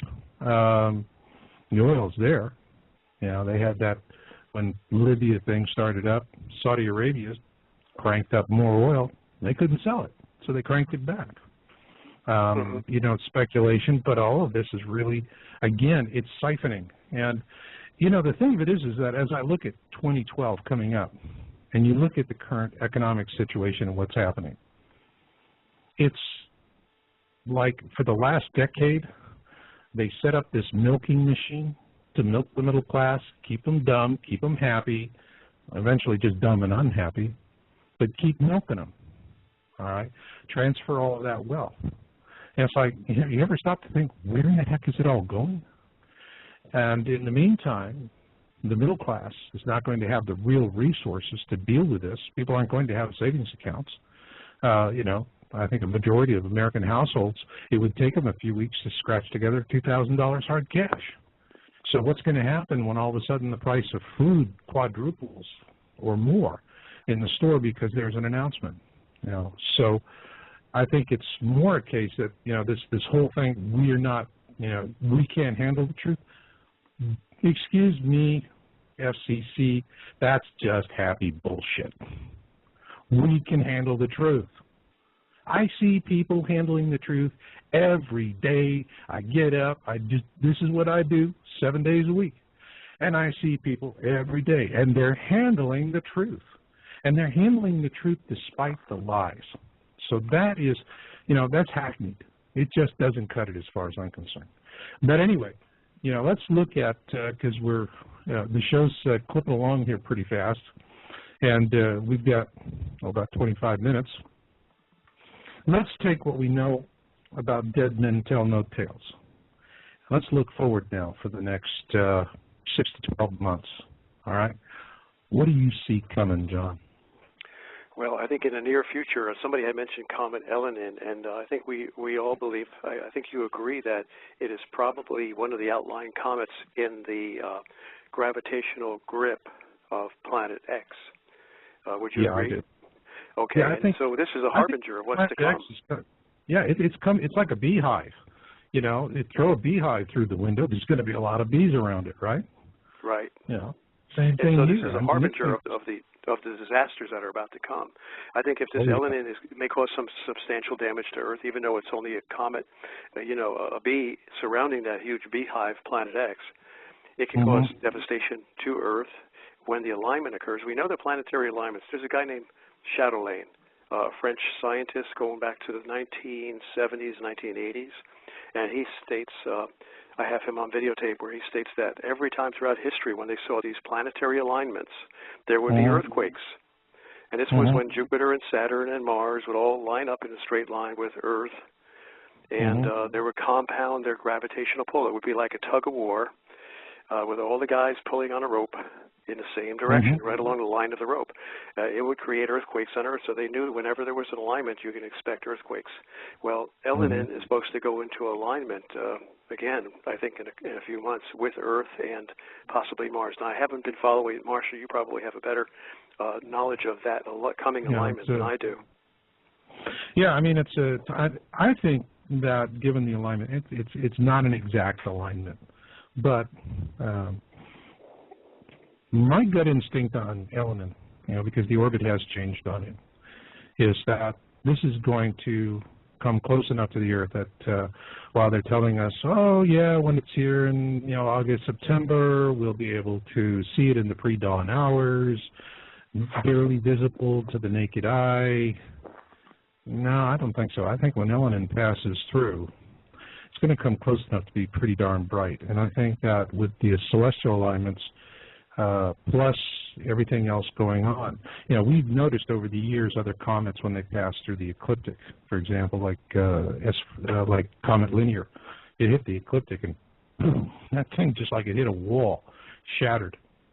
So, you know, these objects are going to be easily perturbed by these alignments, and I think with the flyby and, you know, the Hopi prophecy, Blue Star prophecy, that says the blue Kachina will unmask. I think what that really is saying to me when I read that is Comet Elenin is going to come close enough and it's going to shatter, explode, and then it's going to be bright. It's going to be really bright. Unmask, yeah. I mean, that's what that would imply. It's getting brighter all of a sudden. We're going to see it, and at the same time when we see it, I agree with you. Right. They're going to be, part of the Blue Star Kachina prophecy is that it is going to cause some problems for the Earth. Now, there is another comet that was back in 2007 or 2009 that a lot of the prophecy watchers believe was the blue Kachina. It was very, very bright. Probably at the time the brightest object was in the heavens. All Comet Holmes. Comet Holmes. But the thing about Comet Holmes was that it didn't, you know, we didn't have earthquakes or anything else happening around that time. All right. But with Comet Elenin, I think we're going to see that. I think we're going to see some dramatic earth changes. And we're going to have some quake events, some tsunamis. It's going to be a real wake-up call. It is going to be, hey, folks, get your head out of the tube and look up, because what's coming is Euclid. Because the blue Kachina prophecy follows on the heels of the blue Kachina comes the red Kachina, and that's the one that really, really kicks us in the tutu. You know, that prophecy is so valuable to us. To give us an early warning. For so many years, I could never connect the dots with that. I remember reading about that back in 2002, 2003, you know. I mean, at the time, my head wasn't really into looking at prophecy at that time. But I remember reading it and just saying, well, that's a mystery. And it's obviously describing a celestial event. So, you know, like I do with all mysteries. Bible prophecy, Bible prophecy, Hopi Indian prophecy, Mother Shipton prophecy. There's so much prophecy. And Marshall, I'm glad you brought this up. There's a prophecy of Joe Brandt. Joe Brandt in Hollywood, California. Okay, before you get into that, I want you to dovetail this question into your answer. This just came in, and Susan threw me at this from the virtual studio. This is from Mary M. 2, and can't make out the rest of that screaming. What is supposed to happen when Elenin comes through? Will the night be light, daytime, continuous light? And throw that into your answer. Oh, I don't know. I mean, when a comet comes close by, I can just tell you from a basic physics point of view, you're going to get, the body is close enough to cause gravitational attraction to the Earth's crust and the underlying mantle below the crust, such that earthquakes would increase. And there's no telling where the earthquakes would exist. But of course, I have to take that back, because if this thing is coming overhead, and I believe it is, right, Marshall, it's coming over the ecliptic, above the northern hemisphere of the planets, right? So if that's the case, we would more likely see quakes in the northern hemisphere, whereas before we used to see a lot of quakes in the southern hemisphere, because Planet X and its gang of surrounding comets were below the ecliptic. So now we expect more earthquakes in the northern hemisphere. We would expect all kinds of meteorological and geological disasters, including increased volcanic eruptions, which we're experiencing right now. There's a volcano in Ethiopia exploding. There's a volcano in Chile exploding. There's a volcano, another one in Greenland. Is it Iceland or Greenland? I forget the name. Grimvolt. Iceland. Grimvolt, and something like that. Yeah, three at least. Major floods right now, right this moment in China. Huge flooding in China. Wildfires in Arizona. Incidentally, speaking of the wildfires, it's such a tragedy. And a levee just bust on the Missouri. Oh my goodness! Yeah, Missouri, the Mississippi is really in flood stage, and exacerbating. Where we see exacerbating signs of a coming earthquake in the New Madrid fault zone area. That's the lower Midwest surrounding the Mississippi River.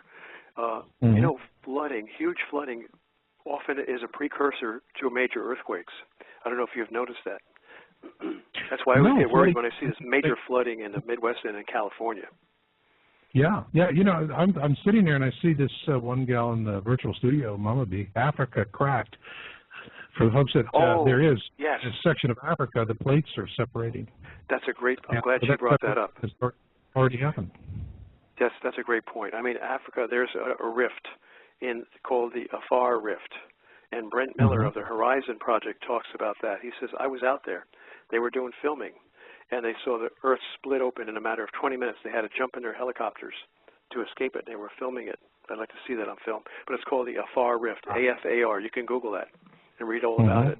And you're right. I've been reading about Africa splitting at various points, and we see, the Earth is not only splitting.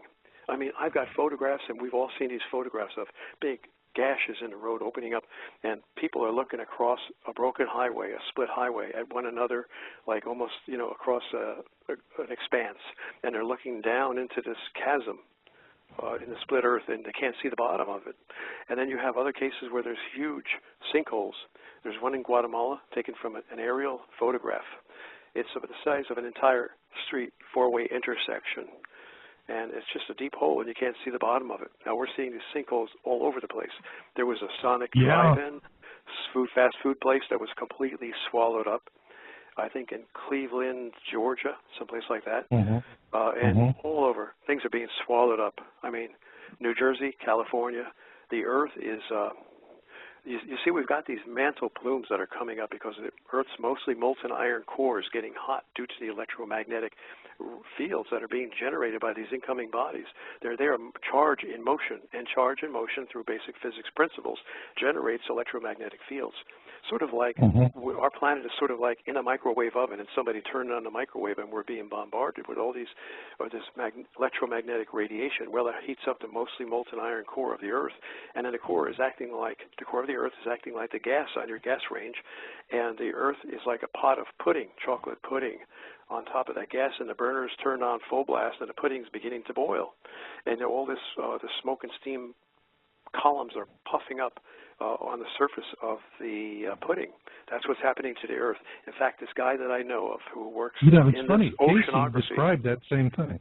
Do you know Casey described it? He said, I remember reading somewhere, it said, they asked him what's going to cause the pull shift, and he said magma bubbling up from the core of the planet.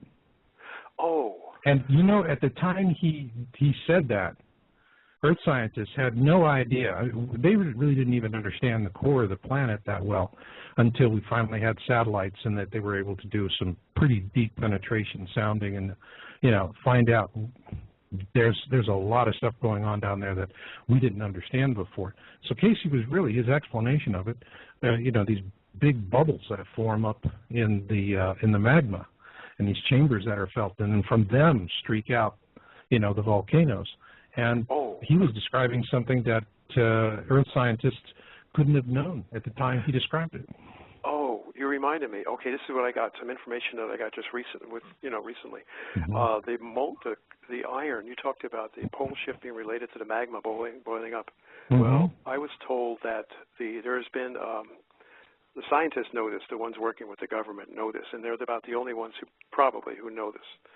That the iron core of the Earth is shifting. There's iron coming up through the core, again, probably due to heating and these mantle plumes. You can read about them in geology books. Mantle plumes are normal, but now we're getting an intense, greater number of mantle plumes due to the heating of the core. And iron is coming up around the Hawaiian Islands. We're getting an excess of iron coming from the core, erupting through these mantle plumes, and, maybe not even erupting, but it seems to be, the iron seems to be gravitating to the area beneath the mantle. I don't know how deep. It could be as far as the core, but I believe it's probably into the mantle. Let me give you a little bit of a quick background on depths that we're talking about. The crust of the Earth, the lithosphere, the hard crust, is about 400 miles deep. Below that, you've got about 1,600 to 1,800 miles depth of this pudding-like material called the mantle, which is nothing more than molten rock, so very thick and viscous because it's molten interspersed with various metals. Some of them are magnetic, like magnetite, nickel, and iron.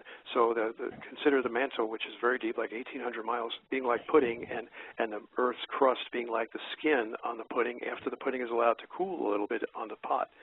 And that's what your lithosphere is like. Well, we've got an excess of iron coming up in the area of the Hawaiian Islands, and this is causing a magnetic pole shift. It's really weird. I didn't get all the details on it, but this is why the Earth's magnetic field is getting out of line, is losing its integrity, and is becoming skewed and moving toward the Hawaiian Islands. Now, another thing is coincident with this favoring of iron toward the Hawaiian Islands is there's a mountain coming up, a volcanic mountain rising up and ready to emerge to become a new island in the Hawaiian Island chain. We're going to see a new island rising up, and just as Casey warned. That's right. Here, we got a caller here. Let's see what he's got. Hello there, caller. You're on the line. Hi, Marshall. Hi, John. I would like to take John back to about 5 minutes ago when he was talking about element. Could you tell the audience your name, please? Oh, yeah, Bernie, and I'm in Michigan. Okay, Bernie. Good. Go for it. Okay. I'd like to quote from Colburn, and it's the Book of Creation, Chapter 3, and it's 3:6. And it's just the first sentence. The first sky monster was joined by another, which swallowed the tail of the one going before, but the two could not be seen at once. So that sounds like talking about Elohim being a harbinger, that could possibly be the messenger. Yeah, it sure sounds like it, doesn't it? The guy in the back, the big guy behind it, swallowed its tail. Blue Kachina, red Kachina again. Yeah, I mean, you know, the thing is, and I think the caller really brings a good element to this, is that it's not where we have these, you know, out of sync prophecies and predictions. What we find, I think, John, you could say the same thing, is that the more we study this, the more we find commonality rather than discrepancy. We're all working on a crossword puzzle with 500 pieces of the puzzle strewn all over the floor of our living room, and we're all sitting here surrounding it, and one guy's over there fitting a couple pieces together, and another guy next to you is fitting another couple pieces together, and together we're putting the pieces of the puzzle together, prophecy pieces of the puzzle, the ancient historical pieces of the puzzle, the biblical pieces, the scientific, it's all coming together. So thank you for that contribution, Bernie. You're welcome. Yeah. But the question is, who has the corner pieces? Okay, well, I'll let you get back to the core. Yeah, thanks very much. Good one. Who has the corner piece? That is the thing I see disappearing all the time. If you want to stay on for a second, Bernie, maybe let's see. Somebody is asking from P90X, was the G2 event on the sun on June 6th related to Planet X? Oh, I don't know. Tell me, Marshall, what was that event? Was it a coronal mass ejection or flare? Yeah, I remember it was. There was an event. I think in general. There was a flare. Overall pattern. I mean, the sun is. Yeah, the sun is the sun, and you're talking about in terms of overall changes in how the sun behaves. It's very small. You know, it's less than 1%, really. But for us, that's a huge difference. Earth sits in this Goldilocks zone, and it's quite a precarious perch. You know, we're just far enough away from the sun, not to be Venus, but we're not so far away that we're Mars, and we're in the Goldilocks zone. So it's hard to say. What I can tell you is that Ulysses probe. You know, that for us was that was the close for us. We were always, up until the Ulysses probe data came in 3 or 4 years ago, and that is a probe that was doing polar overflights over the sun to look at the northern and southern hemispheres, compare them. And it did a few passes, and what they found is that the southern hemisphere of the sun is markedly more active than the northern hemisphere. Well, there you go. And it's going out in a direction that's not it's not where the whole southern hemisphere, all right, is just completely energized, but rather it's more excited out to a region. It's like pointing down and out at like at a 45-degree angle. So I think that, you know, when we're looking at solar events, yeah, it's a combination of all of the above. Yeah, you can have normal solar activity, but also the sun is responding to Planet X. And so you have to flavor it all in together and understand that the nuances are very, very subtle. Right. What we can do is, if we could find out when these comets graze the sun or when these comets crash into the sun, and see if there's an accompanying blast from the sun, because every time a comet grazes the sun or discharges, comes close enough to cause an electrical discharge, that sun is going to sneeze out something in response to it. And then you could say, yes, it was caused by the comet grazing the sun or crashing into the sun. And then you could say, therefore, we're going to see tremendous solar activity because there's more comets coming, because this huge bee swarm is getting closer to us. Yeah. Getting closer to the sun. Got anything, got any other questions there, Bernie? Well, I just had one more comment. The last 3 days in a row, we've had S-class events on the sun, and they have been located in the southwest quadrant. There was one today. As a matter of fact, there was I'm on my phone, so I can't look it up. There was I think it was a 2.3 class flare this afternoon at 5:36 Eastern time, and that was also, once again, in the southwest quadrant. Well, you know, I'm baffled by that, because I seem to surmise from all the evidence that I've been able to piece together, and it's not easy because we're not getting any help from the government, but I seem to surmise that Planet X... Yeah. I'm sorry. we're getting help. You know, we're like a guy who can't fly a plane, and we're suddenly got hold of the controls and trying to figure out which way to move the stick, you know, to keep from crashing. But I suspect that Planet X is now coming into above the ecliptic now, and I think it's already penetrated the ecliptic, judging by several fields of study that I've been following. They all seem to agree. So if Planet X and its B swarm is coming above the ecliptic, then we would expect to see more solar hyperactivity in the northern hemisphere of the sun. So I'm baffled by that. You know, in my, you know, the book I just did, Crossing the Cusp, and I decoded Avebury 2008, and that formation shows the trajectory. It shows the orbit of Planet X, and it was the one part of the formation that had the most disinformation spewed on it, and which part of helping me to key in on it. But what it is showing is that this is, you know, it's going to arch up, and when it comes to its point of perihelion, it's going to be when it's going down, and that is at the point where the formation says we're going to see it like a second sun in the sky, and but it's going to be huge. It's going to be a very, very large object, and it's going to be very frightening. And I know Bernie mentioned Colburn Bible. In the Colburn, what we're told is that when we do see this, the ancient Egyptians say that when you see it, women become infertile, men become impotent. You know, it's so fearful that we actually experience a halt to human reproduction. That's pretty serious.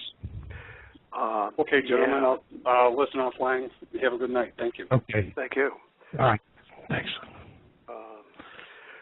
Yeah, I mean, we have to start. We know it's coming in. The evidence is just mountainous. So we have to start preparing. I'm thinking about the solar scorching that's going to be occurring, but that's just one of many diverse catastrophes. Many people are plagued by the floods that are occurring. Two, we've got to try to prepare as best we can with gear that's going to help us weather the flooding. You know, inflatable rafts and various kind of wetsuits, impenetrable waterproof suits, things like that, you know, that we know we're going to need. We should start getting that for ourselves and for our families. Even a raft. I mean, it's going to be indispensable for people who are subject to flooding.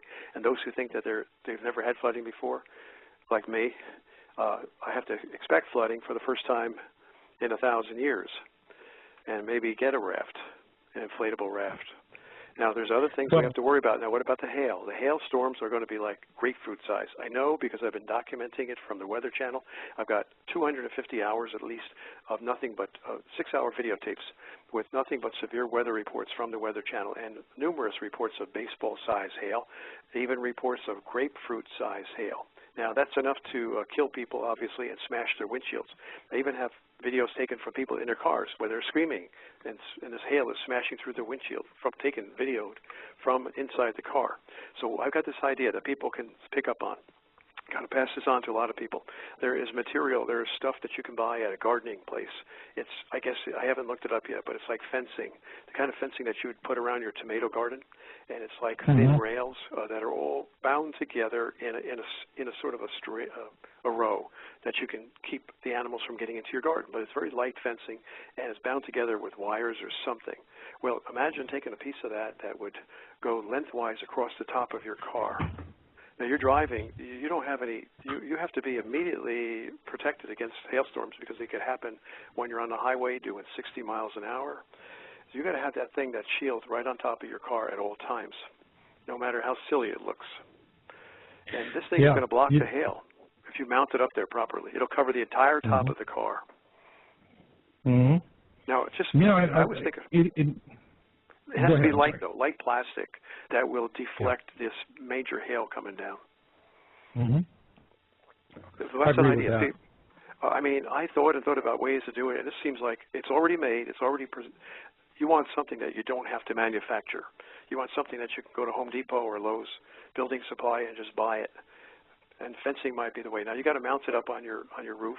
And maybe the ends of it has to be cut long enough so that it will extend across the top of your car from the front bumper to the rear bumper, cover the entire top of the car. It won't be able to cover the sides. And thus you will still have clear view as you're driving because this thing is over the top of the car. It's like carrying a mattress on your car. And just figure a way to mount it up there so it would be secure. That could save lives. If your car gets demolished, you're out of business. How are you going to get around when your car gets demolished by hail? An insurance company can't pay for it because they're flat busted from all of the claims that they have to pay off on. Well, that's what we're going to see. You know, I had Ehan Derave on, and he was in Japan after the quake and actually got back into the areas. And he said, you know, you had people living in tent cities, and they're eating white bread.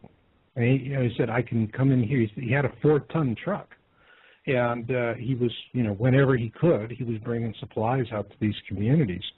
But as he got further north, he was told, well, you have to get permission from like 4 or 5 different bureaucrats in order to bring in, you know, some fresh fruit and some vegetables that he would go and literally buy, you know, wholesale in Japan, same place where all the grocery stores are buying all their stuff.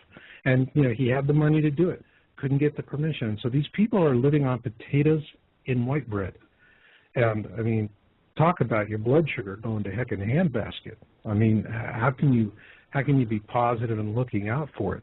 So, you know, folks have to think about that. But most importantly, you just have to be independent, and you have to look in your own area and say, you know, like, for example, I live out here on the West Coast, and I relocated recently, just early this year.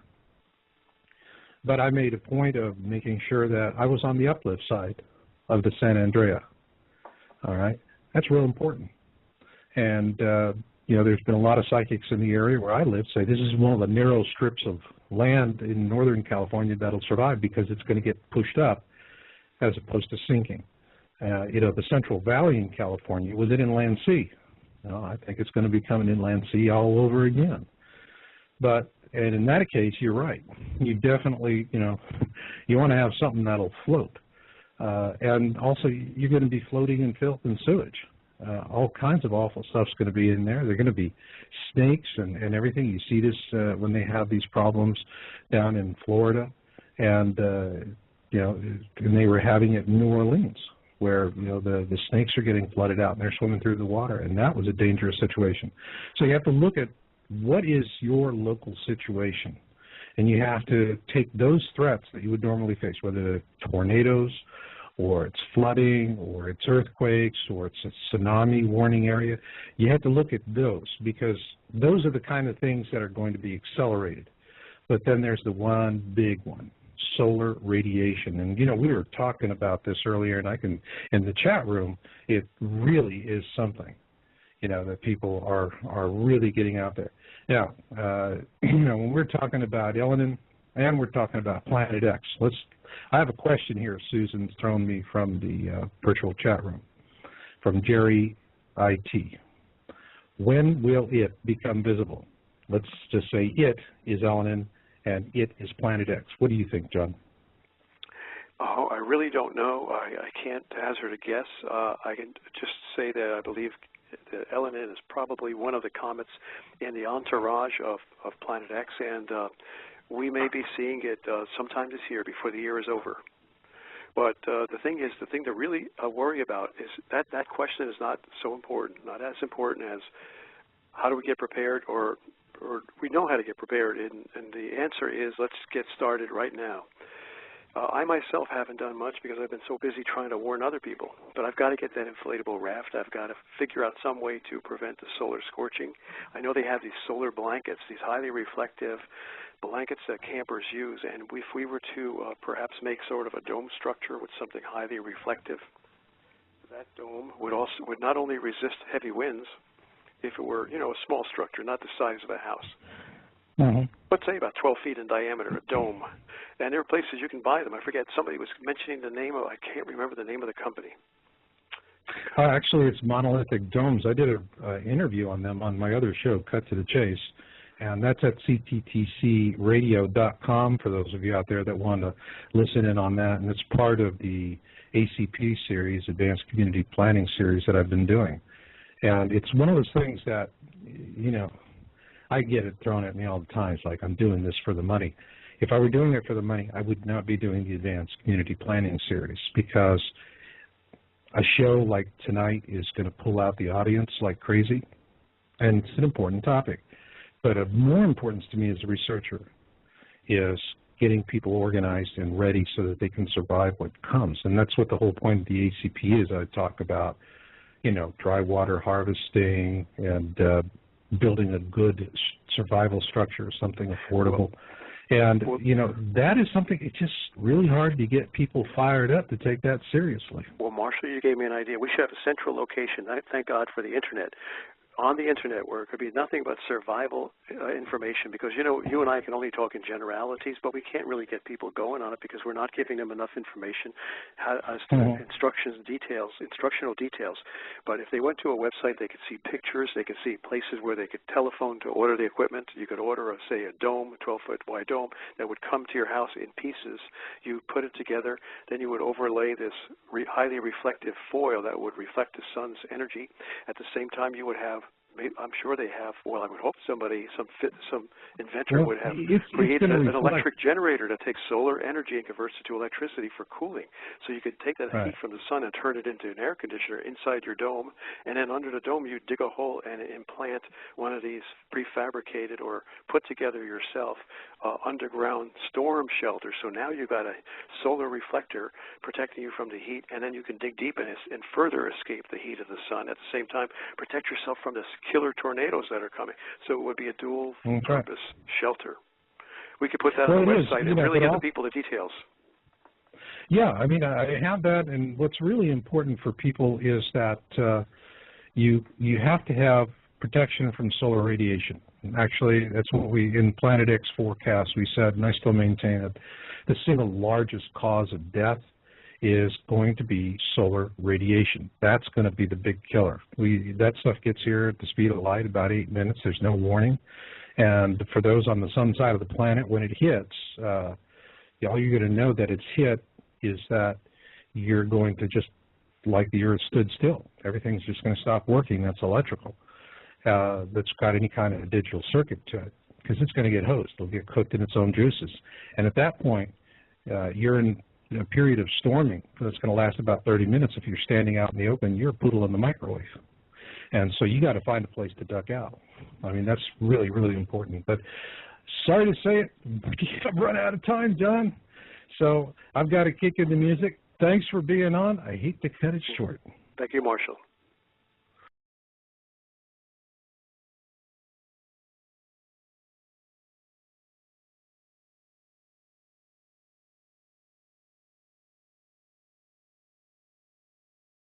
Back at it again tonight, and I've got a fabulous guest on, an author who has contributed some terrific articles to Yowza.com, John DiNardo. And John, I'm bringing you in. Well, thank you for inviting me, Marshall. That's a pleasure as always. And I can see the chat room is getting all fired up. Susan, PX 2012. Hello, darling. You are my gal. We always have a good thing going. Susan comes in and helps me with the shows, and she's monitoring the chat room because I'm sitting here time slicing 3 things at the same time, and she gets all these really great things in for me. So, and she's telling me my voice is sounding mighty distorted. So, Susan, is the voice better now?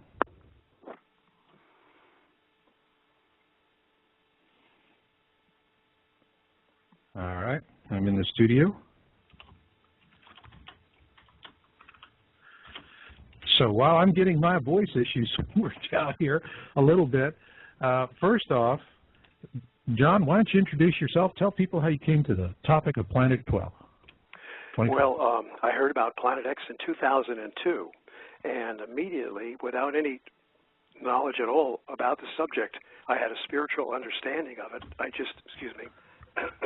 just knew that it was true, and I just feel this was something from God compelling me to get into the subject and to warn people about it and try to bring them to a closer connection to God as a result of these catastrophes that are coming to people in the world. As we know that fear often breeds a closer relationship with God. And that's what I felt compelled to do. Well, anyway, the more I learned about it, the more I realized that this subject really did harmonize with all the prophecies of the Bible. And not only that, I began to study the scientific evidence, and because of my background as a physics teacher and an electronics engineer and electrical engineer, I understood the electric solar system as people were beginning to present it, and how this electric solar system actually caused much of the devastating phenomena that we have witnessed throughout history, and that we'll probably be witnessing again as this brown dwarf star makes its entry into our solar system. So, now, when did this all start? You know, for me, I mean, I always get the question, you know, how did you come into this? Every time I do an interview with somebody else. And I always tell them the same thing. I walk straight backwards into it. What about you? Well, you know, I just got that spiritual understanding, and immediately I felt compelled. And I know some people, I guess everybody has their concept of spirituality, and I can tell you that mine is general enough that everyone can empathize with it without thinking about any particular religious, you know, point of view. I just felt compelled by the Creator, God, to get into the subject and to start warning people that indeed it's true and the time is coming. And the more I learned about it, I started reading books by Mark Hazelwood and other people, and began to study and see that, yes, this does make sense. According to the physics that I know, it makes sense in terms of the simple phenomena that we experience every day. For example, electrical discharges. When you walk across a carpet, and everybody's experienced this, where there's static electricity is picked up by your body, and when you go to grab something that is a large metal object that acts as a reservoir or a basin for electric charge, the instant before your finger touches that makes contact, there is a very painful snap, an electric arc, a discharge of electrons, static electrons from your body to that doorknob. Likewise, we see on a cosmic, celestial scale the same phenomenon occurring. When comets drenched in plasma, full of a static charge, come very close to Earth, they discharge, and we see historical evidence, we see evidence in the Bible talking about these plasmatic or plasma discharges. Many people believe that the Grand Canyon was formed by electrical discharges causing arc welding, sort of, or a routering effect into the surface, deep into the surface of the Earth. And as this comet came by in a zigzag motion, it created a channel, a very, very deep channel, that is now the Grand Canyon. That's just an example. Well, I've been there. I mean, you know, I know how you feel. I remember one time, I mean, this is when I was in the Army, and we went up into the Grand Canyon to go photograph some wreckage that needed to be removed, aircraft wreckage. And we literally were flying in a bunch of Hueys right down off the deck. You can't do that anymore, but like we were just 5 feet off the Colorado, blasting through. You could almost hear Flight of the Valkyries, dum, dum, dum, dum. It was pretty impressive. And as I was going through, and I was a young fellow, but I remember looking at the walls of the canyon and going, don't tell me a stream did this, or a river. I'm sorry, this is hard rock here. It's not going through sandstone. It was obvious. But we see these things also. Mars, largest canyon in the solar system is on Mars, Val Marineris, and so now, are they going to tell us that was water too? Huh? Right, isn't this the way routering? You take a routering tool and you carve a channel into a piece of wood. And that's similar to what happens with these discharges in the Earth. So we have electrical phenomenon occurring, and not only that, as you know, the electrical phenomenon, the discharging that occurs between close-flying comets that buzz and graze the sun, causing discharges and sort of a reactionary solar sneeze, so to speak, that's called a coronal mass ejection, whereby charged particles are sneezed out in all directions by the sun, impacting all the planets and devastating those planets in many different ways. So there's so many electrical effects that we are basically our enemies, enemy weapons coming against us right now in terms of electrical and electromagnetic forces. Yeah, I agree. I mean, you and I both see these things. We're both in it for the species. And you can't, I came to this and I didn't come to it with any sense of connection to the other side or to a greater God. But as you are in it, about halfway, if you don't have that, it really piles up on you and makes you start to feel pretty hopeless. And on the other hand, if you can connect, and that doesn't mean you throw the science out. You got to find a balance between the two. It's almost alchemical, if you will. But when you do that, I find that it gives you a sense of balance and hope for the future. What about you? Oh, for sure. I mean, there's no human safeguard or platform or foundation that I can rest upon. No human being can look to anything that can look even to the highest achievements of man to protect themselves from these disasters. I mean, even the most technically guarded and founded, with the deepest foundations of technology and science, cannot protect these men of power from what's coming. I mean, they're building underground cities, and still they're concerned. They're very worried about the integrity of these cities. In fact, here's something that I got from somebody who's sort of on the inside, who's worked on the geological studies and the oceanographic studies that are going on right now. Okay, good. So, yeah, some good current data. Yeah, let's do that. And then, this guy was saying we'll have to get into it, and I want this because I'm doing research. Okay, well, this guy was saying that they're very much concerned about the integrity of their underground cities, even though they had, of course, the money to buy the very best geologist and determine what they consider to be the safest locations deep within the rock of the crust, Earth's crust. The Earth's crust, the lithosphere, is about 400 miles deep. And I guess they went down several miles and found what they consider to be the safest regions, but still they're concerned. So what they did was, this person told me that they've actually been creating earthquakes with HAARP around near those regions where their underground cities are, just to test the integrity of those underground cities, because that's how afraid they are of going down there and being buried alive. Whoa. That's some serious stuff. So they went down 2 miles, and now all of a sudden, the best laid plans of mice and men, right? Yeah, I mean, I don't know how many miles. It could have been 4 or 5. I'm not sure exactly. But if you look at the earthquake, now we can corroborate this information by looking at the depth of some of these questionable earthquakes that people are insinuating are caused by HAARP. If you look at the depths of them, that might tell you that, yeah, maybe HAARP did generate these earthquakes at depths very close to those depths that are where the underground cities are built, just to test the integrity of the rock structure to see how well it'll hold up in a man-made earthquake. Wow. Well,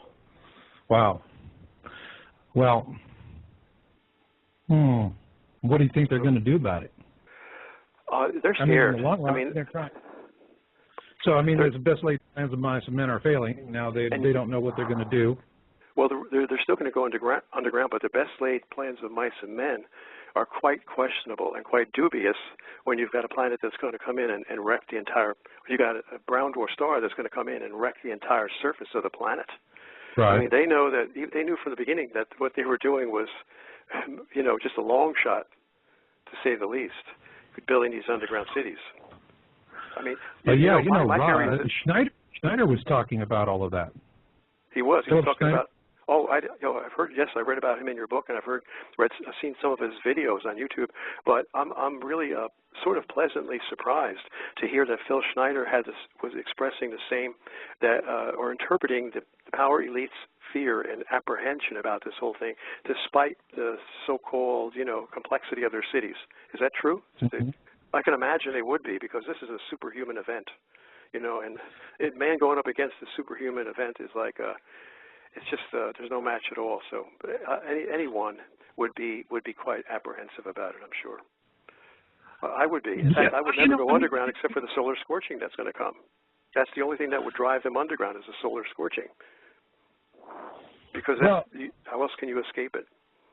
Yeah. I mean, when we were doing the channeling research, we had guides that were telling us, and different guides, and they all said this 2 miles underground plan was not going to work out for them, that they weren't going to fare that much better than anybody that's on the surface. Well, yeah, I mean, but I'd rather be on the surface in an earthquake than underground, but I believe, this is my surmisal anyway, that's my best guess based upon what I see coming. And we know the solar scorching is coming. If you see the movie Knowing, you see a graphic portrayal of that solar scorching that will basically kill most of the life on Earth, on the surface. And that would be the only reason that I could think of why they would want to go underground. Certainly not to protect against earthquakes, certainly not to protect against floods. I mean, they would have to come back out of the ground when the flooding comes, come back out of the ground when the earthquake happens. And they don't know, because those events may be happening simultaneously. So I think they're scared. They're like a fighter, going up against a world champion, and they know they don't have a chance of winning that bout. Yeah, I mean, it's not working out for them. But it really goes to the heart of what we're going to be talking about tonight, which is dead men tell no tales. And I think that a lot of these incidents where people who were really getting to the heart of the matter met very sudden and tragic ends. And this was happening years ago, back even before, in some cases before I was even getting involved with it. And in particular, is that article, that fabulous article that you wrote for Yowza. And I can remember at the time we published it, I thought it was just an interesting article. It needed to go out.